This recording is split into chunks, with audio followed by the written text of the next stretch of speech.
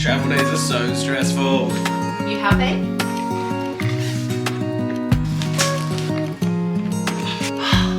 Hiya. Off we go. Dada, mama, dada, mama, dada, mama. Time to go.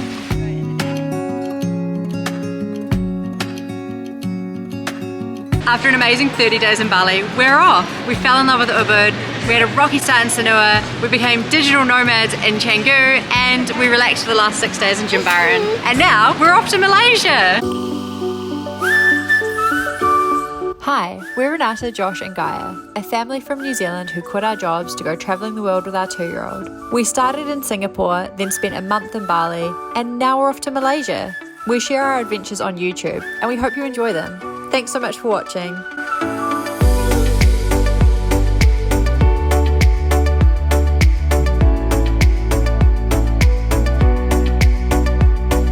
So for getting into Malaysia, all you need to do is download the My Sagittara app from the iTunes Store or Google Play. That's basically just to register who you are, your vaccination status, and also for scanning into places as you're traveling through Malaysia. Just for a disclaimer, this is what it was like for us now, but always check the Malaysian government website for up-to-date details. It's super simple, really easy, and yeah, looking forward to checking out Malaysia.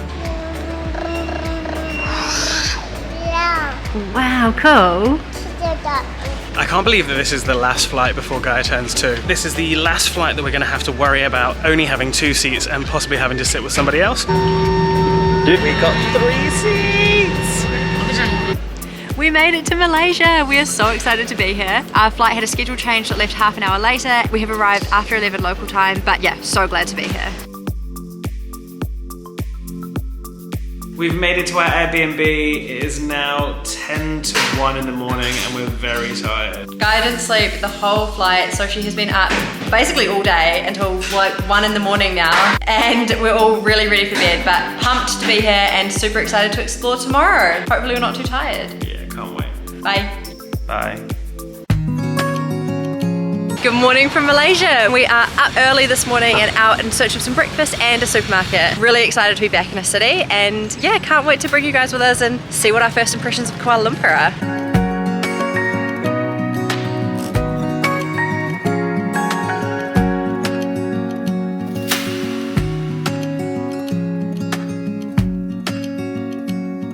Good job I'm not tall.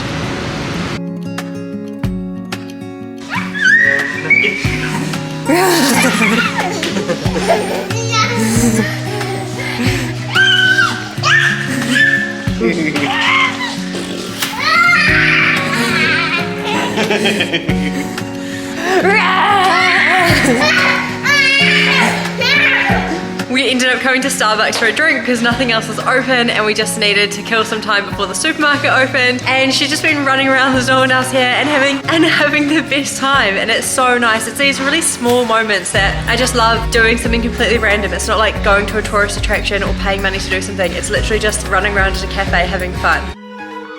We've come to this mall, which is really close to where we're staying. It's called the Pavilion, and it is absolutely massive. Like, I've never been to anything so big in my life. It's nuts. Crazy, crazy, crazy.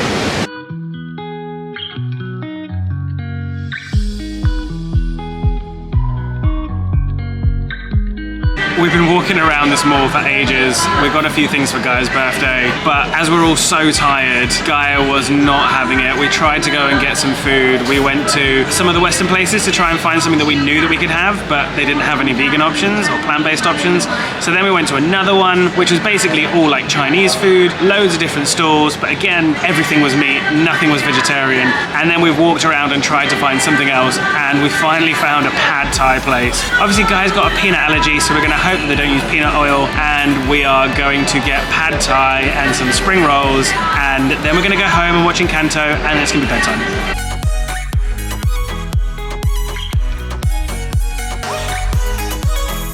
We have come to KL Eco Forest this morning. There is a canopy walk that we really want to do. We think will be super cool with Gaia. And despite it being literally across the road from our Airbnb, it has been a mission to get here. We found out it was cash only, so we had to go and find an ATM. And as you can see, I'm absolutely dripping in sweat once again. For international adults, it's 40 Malaysian ringgit, and children under 6 are free. However, we've just come into the entrance and discovered it's basically entirely stairs, and we bought the pram. So we're gonna ditch the pram and hope that Gaia can walk or go on shoulders. As we've just spent a week in Singapore not that long ago, it's really hard not to compare the two places, and so far our experience of Singapore is that it was a lot more pram friendly.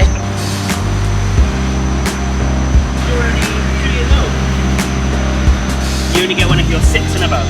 Gaia, how old are you? Yeah, that's right.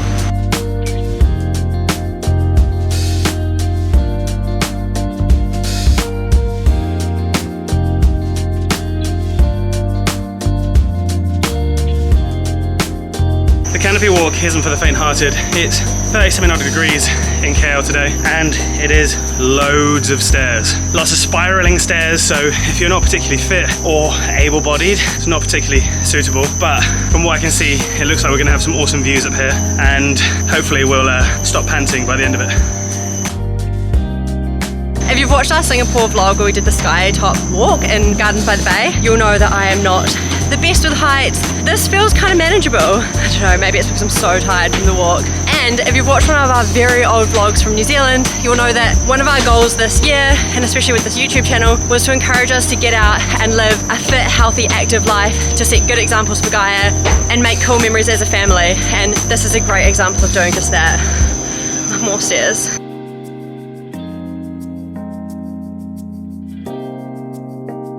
How does it go? The Eco Park in KL is the only natural rainforest in any city in the world, which is pretty crazy to think of, really. It's also home to loads of small mammals and wildlife and birds, which makes it a really good refuge for the wildlife here in Kuala Lumpur. The size of it is around about 9 hectares, and they say that it adds so much fresh air to the city of Kuala Lumpur just because of all of the trees that are in this whole park, which is really cool because usually in most cities around the world, they're pretty smog ridden. So hopefully this helps with the pollution and the cleaner air quality here.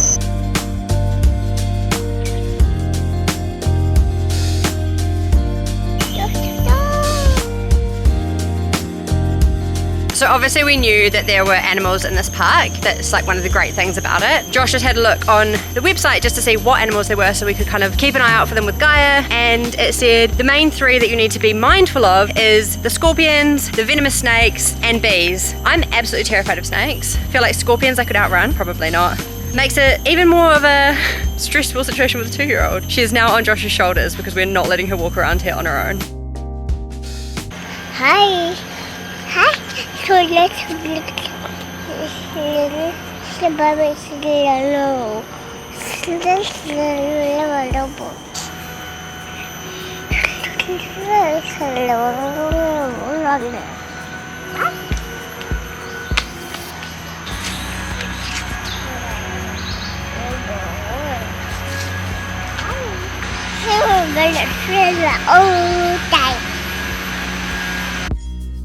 The eco park is awesome. The trails are cool, the canopy walk is great. If you're prepared, make sure that you wear mosquito repellent if you can. We have absolutely been bitten to shreds by mosquitoes. I don't know why we didn't think about it coming to a rainforest. And we just took a wrong turn and ended up walking down this really steep hill, which we thought would take us to the exit, and it didn't. So we've just had to walk all the way back up it, and now we're backtracking to try and find an exit and get out of here. On the plus side, it's great exercise. So I'm feeling really sweaty. I've got a good heart rate. It's really good. So there are positives in the negative.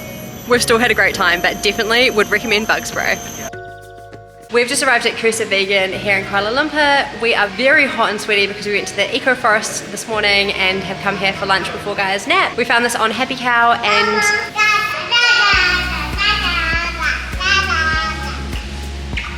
we're very excited to try it because we have been struggling to find vegan options in the city, and it's Japanese. Gaia loves sushi, but it doesn't open until 11. We got here at 1:45, so we're just awkwardly standing in the lobby waiting for them to open. Gaia is doing some dancing, we are just sweating. Yeah, very ready for some food and some hopefully very cold water.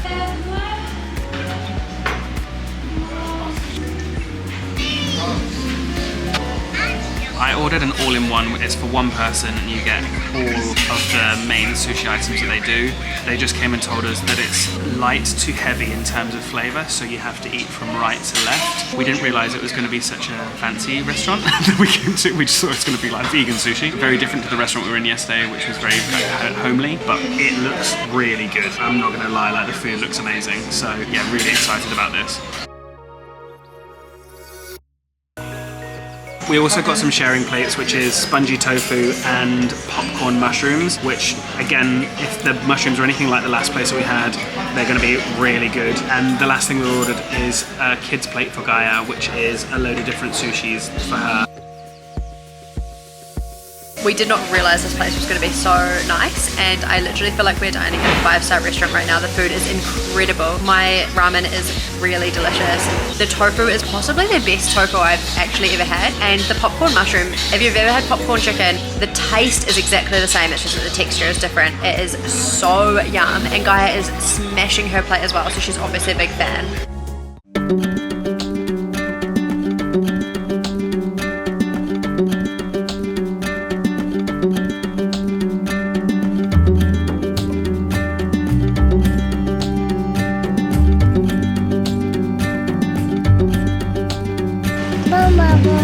Yeah. We've come to Petaling Market, which is a flea market with lots of fake and cheap knockoff brands, and it's also got like a food market as well, but it's very meat heavy, Chinese heavy. We read online that locals say that it's not really Chinatown, it's overly touristy, even when there's not many tourists here in Kuala Lumpur at the moment, and they don't think of it as the real part of Chinatown. But it's cool to come, have a wander around, and maybe try and barter and get a knockoff basketball shirt or football shirt or some quick dry stuff for us while we're going on this trip, because we are super sweaty all the time.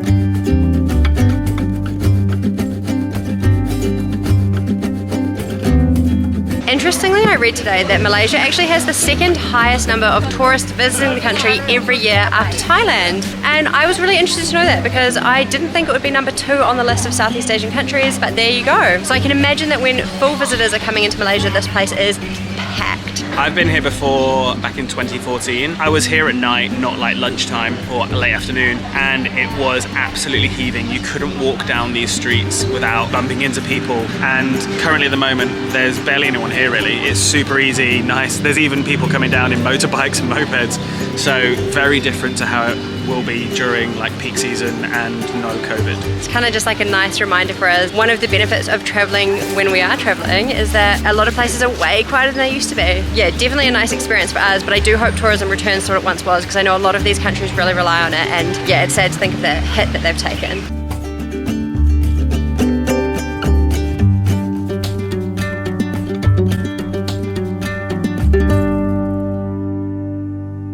We just got a little beer for Gaia, and I don't know if this is how haggling or bartering is supposed to work, but I've always been told whatever the price is, they give you half it and you end up meeting somewhere in the middle. But I think ultimately part of being responsible travelers for us means not treating haggling like a competition or a game to try and get it down as low as possible. Sometimes what is not a lot of money to us can be a lot of money to other people, and for the sake of $1 or $2, we just don't think it's worth it to try and get them down to the bare minimum they're willing to accept. So in this case, the guy started at 15, I went back with 7, and we settled on 10. I think that's a pretty fair barter, but if you're a local, let me know. What do you think of my haggling skills?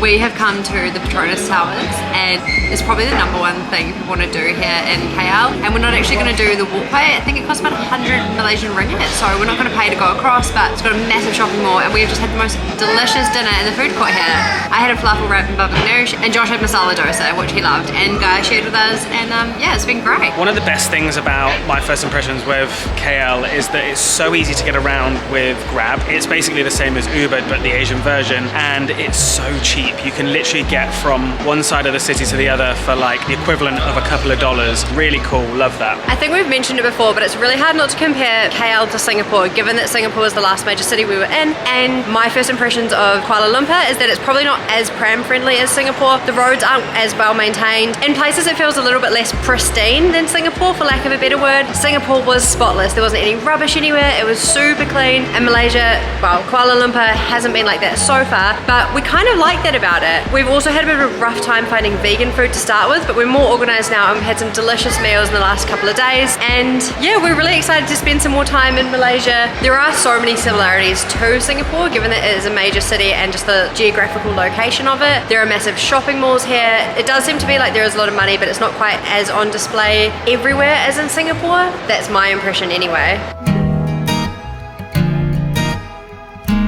Another thing that I've really noticed about KL is that the playgrounds here are epic, and we missed that so much when we were in Bali. In Bali, all the playgrounds you had to pay for, they were privately owned, they were often cafes. We went to one public playground, but it was super average, and yeah, the playgrounds so far in KL have been amazing. We went to the Botanical Gardens Dinosaur Park, and that was really cool, and the park at KLCC, which is also awesome.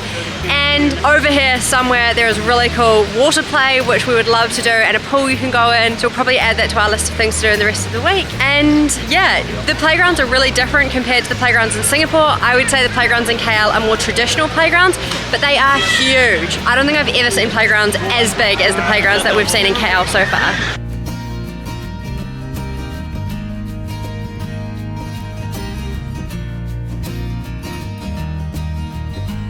The one thing I'm always reminded of when you travel is that places grow on you. The more you see, the more you explore, the longer you spend there. And I know that we have only just scratched the surface of what KL has to offer. So I would say my very first impressions were that I way preferred Singapore, but the longer that we're here, the more it grows on me, and I'm starting to love it as well. So I'm really excited for the rest of our week in Kuala Lumpur, and then to explore some more of Malaysia.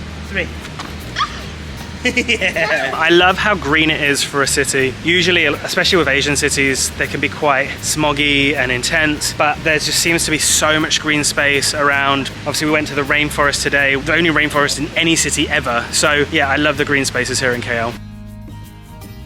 Thank you guys for watching our video. As always, we really appreciate it, and we will catch you in the next one. Bye. And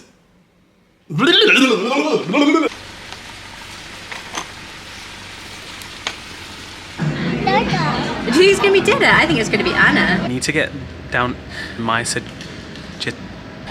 for getting into Malaysia, Booked a 7, hoping she'd fly out. How long have we been away now? 6 weeks. good job I'm not short. Good job I'm not. Good job not. Wow, guys, did you see that train? Did you go? Yeah. Was it really cool? Would you like to go on that train one day? Should we go on the train? It's gone now, but another one will come past. Get your finger out of your nose. If you've watched our Singapore, make sure that you wear Bruggs. Make sure that we have just arrived at Crua Vegan. Is it Casa? Kusa. Also, that kombucha is like super flavourless. What else should I say? And Josh had dosa and masala dosa.